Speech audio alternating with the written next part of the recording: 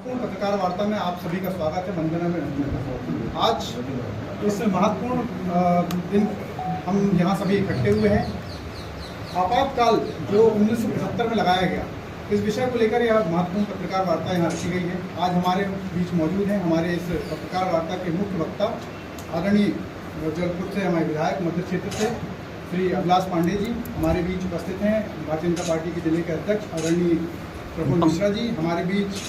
इस कार्यक्रम में आदरणीय राजेश जैन जी उपस्थित हैं और एक महत्वपूर्ण शख्सियत हमारे बीच में उपस्थित जो है वह है सुभाष चौरसिया जी, जो मीसाबंदी भी रहे हैं। इस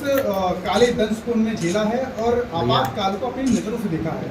मैं आप सभी का ज़्यादा वक्त न लेते हुए मैं सीधा हमारे मुख्य वक्ता जी से निवेदन करूँगा कि वे आप सभी के बीच में अपना विषय रखें।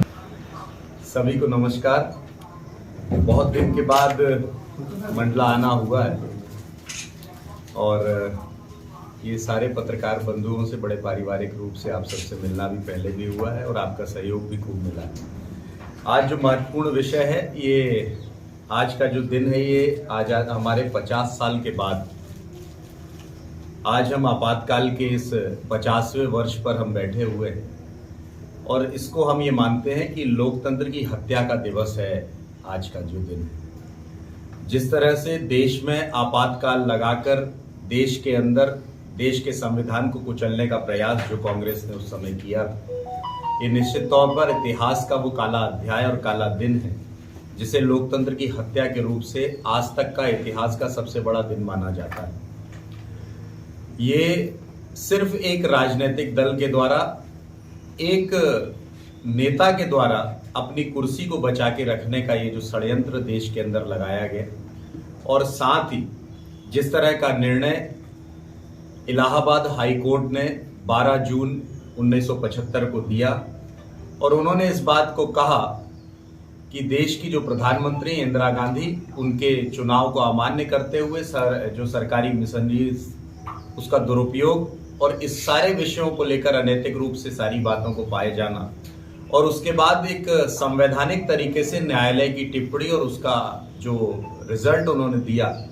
उस पूरे विषय को लेकर जिस तरह का देश के अंदर अपनी कुर्सी को बचाए रखना और उस समय तत्कालीन तरह से जो उनके अनुयायी थे उन सब ने मिलकर जिस तरह से इन सारी बातों का प्रश्रय करना, और मैं ये मानता हूं कि 24 जून की रात 1975 की वो रात थी जो 21 महीने के बाद सुबह लेकर आई थी। 25 जून को इस देश के अंदर 1975 में जिस तरह का आपातकाल लगाने का काम कांग्रेस ने किया और लगातार लोगों को, जो ऐसे वैचारिक लोग थे जो किसी ना किसी तरह से कांग्रेस मानसिकता के विरोधी थे या राष्ट्र प्रथम रखने वाले जो लोग थे, जो कहते थे कि नेशन फर्स्ट, ऑर्गेनाइजेशन सेकंड और सेल्फ लास्ट रखा जाए, और जिस तरह से आपातकाल लगाकर और देश के अंदर चाहे वो संविधान के संशोधनों का विषय हो, चाहे वो न्यायपालिका के उनके अधिकारों का हनन का विषय हो, चाहे हमारे लोकतंत्र के अंदर लोकतंत्र की हत्या का विषय हो, चाहे हमारे लोकतंत्र के अंदर हमारे जो कार्यकाल को बढ़ाने की बात की थी कि 5 साल से 6 साल के कार्यकाल किए जाए, राष्ट्रपति के अधिकारों में किस तरह से उसके अंदर छेड़छाड़ की जाए, और यहाँ तक कि जो कई ऐसे दस्तावेज निकलते हैं कि कांग्रेस उस समय ये मानती थी कि देश में इंदिरा गांधी को जीवन पर्यंत के लिए प्रधानमंत्री बनाया जा सके। इसको लेकर उन सारे वैचारिक संगठनों के लोग जो देश हित को प्रथम रखकर काम कर रहे थे, उन सबको जेलों के अंदर लाखों लोगों को बंद कर दिया गया। ये संविधान की हत्या करने का काम कांग्रेस ने इस देश के अंदर किया है और मुझे तो दुख तब होता है जब कांग्रेस के नेता एक हाथ में बाबा साहब अम्बेडकर का फोटो लेकर और दूसरे हाथ में संविधान की किताब को लहराने का काम जब नेता प्रतिपक्ष राहुल गांधी करते हैं। मैं ये मानता हूं कि इस देश के अंदर यदि सबसे पहले किसी ने लोकतंत्र की हत्या और लोकतंत्र को कुचलने का किसी ने काम किया, संविधान को, जो बाबा साहब अम्बेडकर का जो संविधान था, हालांकि कांग्रेस बाबा साहब को तो कभी नहीं मानती थी क्योंकि कांग्रेस ने उन्हें भंडारा के अंदर चुनाव हराने का भी काम किया, कांग्रेस ने उनके कभी पंच तीर्थों को डेवलप नहीं किया, इसलिए संविधान और बाबा साहब की बात कांग्रेस के मुंह से ठीक भी नहीं लगती है।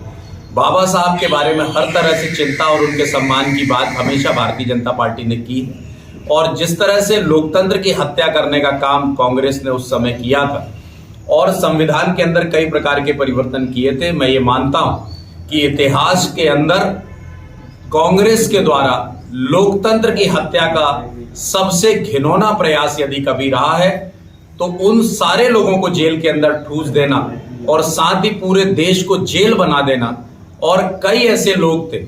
जिसमें अभी हमारे रक्षा मंत्री भी शामिल, जिनकी माताजी का जब स्वर्गवास होता है तब उनके स्वर्गवास में उनकी अंतिम यात्रा तक में शामिल होने नहीं दिया गया। इसके साथ साथ छोटे छोटे बच्चे जिनके थे, ऐसी बहनों माताओं को भी जेल के अंदर उन्होंने रखा,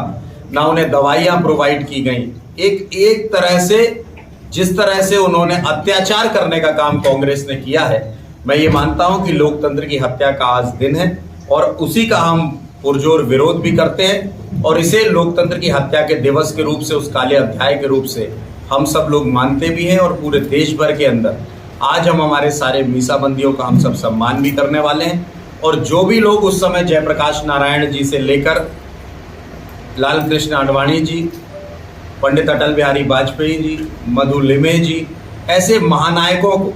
जब जेल के अंदर ठूस दिया गया था और जिस तरह से लोकतंत्र की हत्या की थी, तो मैं ये मानता हूं कि कांग्रेस जब भी संविधान और लोकतंत्र की बात करती है तो ये छल और छलावा है, क्योंकि कांग्रेस ने ही सबसे पहले संविधान की हत्या करने का काम किया है।